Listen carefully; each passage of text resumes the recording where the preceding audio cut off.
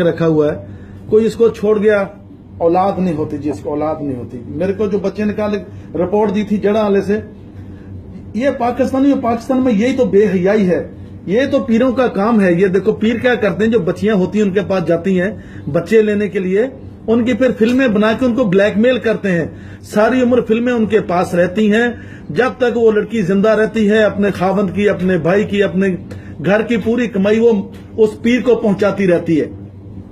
पाकिस्तानियों, ये बहुत बड़ा शिरक है।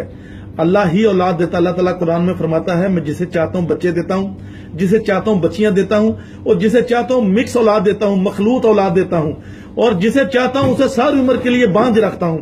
पाकिस्तानियों, यही हमारी कमजोरी यही है, हम अल्लाह पे तवक्कल खत्म हो गया, हमारा अल्लाह पे भरोसा खत्म हो गया। अभी ये एक पीर है, ये इसकी बहन नहीं है जिसके साथ लगा हुआ, ना इसकी धी है जिसके साथ लगा हुआ, ना ये इसकी माँ है जिसके साथ लगा हुआ। ये कोई अपनी बहन या अपनी धी या अपनी बीवी खुद छोड़ गया पीर के पास, पीर जी हम छोड़ चले हैं, इसको एक रात भर दो। और पाकिस्तानियों, ये जो मेरे पे आके बकवास करते हैं ना कि चाचा तुम पाकिस्तान पूरे को बोलते कि हरामी औलाद पैदा होती है, और कुत्ते दे पुत्रों में सबको नहीं बोलता।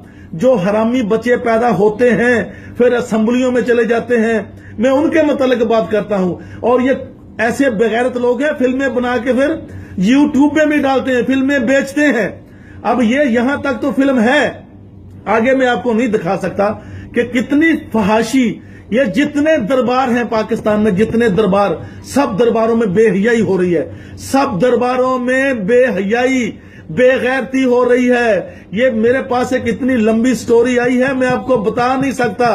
पाकिस्तानी, मुझे शर्म आती, इसके बाद मैं आपको ये नहीं दिखा सकता। मैं इधर से कैमरा उठाता हूं तो मुझे